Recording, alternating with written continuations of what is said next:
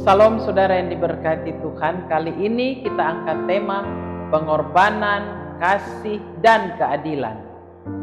Dari pembacaan Injil Yohanes 18 ayat 28 sampai 40. Peristiwa Yesus di hadapan Pilatus ketika orang Yahudi membawa Yesus ke hadapan Pilatus dengan tuduhan sebagai penjahat.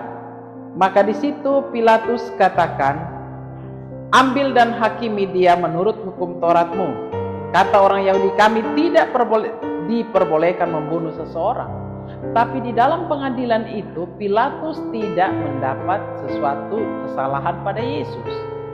Situasi pada saat itu, saudara-saudara, Pilatus dalam gedung pengadilan, dia memanggil Yesus dan bertanya, "Engkaukah ini raja orang Yahudi?" Jawab Yesus, "Apakah engkau katakan hal itu dari hatimu sendiri? Atau ada orang lain yang mengatakannya kepadamu tentang aku?" Saudara yang diberkati Tuhan, Yesus katakan, "Kerajaanku bukan dari dunia ini. Jika kerajaanku dari dunia ini, pasti hamba-hambaku telah melawan." Bapak, Ibu, dan saudara yang diberkati Tuhan, kita lihat bahwa Pilatus tidak mendapatkan sesuatu kesalahan pada Yesus, tetapi pengadilan itu banyak orang berteriak, "Salibkan dia." Di sini kita belajar tentang arti sebuah cawan. Pengorbanan Yesus mengatakan disitulah pengadilan Allah turun. Sangat mengerikan saudara-saudara bahwa pengadilan Allah turun bagi Yesus. Yesus harus minum cawan itu. Cawan penderitaan, harus membayar lunas dosa umatnya. Saudara yang diberkati Tuhan, sangat mengerikan untuk pengadilan Allah. Yesus menghadapi pengadilan Allah. Tanpa cawan itu tidak ada keselamatan. Di dalam cawan itu ada kasih, dan di dalam kasih itu ada keadilan. Saudara yang diberkati Tuhan, sangat dahsyat pengorbanan ini. Anak Allah harus minum cawan itu. Sampai di sini saudara, maka kita sebagai umat yang percaya kepada Tuhan Yesus, jangan pernah takut ketika kita menghadapi pengadilan, menghadapi fitnahan atau hinaan, orang yang suka menjudge kita. Jangan pernah takut saudara, karena Yesus sudah mendahului itu. Kita katakan bahwa kita tidak pernah takut karena kebenaran akan membela dirinya sendiri. Pengorbanan, kasih, dan keadilan. Pengorbanan Yesus itu jugalah yang memotivasi saudara dan saya untuk terus mewartakan Injil, untuk terus melakukan kebaikan. Walaupun kita selalu mendapat hal-hal yang jahat, tetapi jangan stop untuk melakukan kebaikan. Itu yang namanya pengorbanan.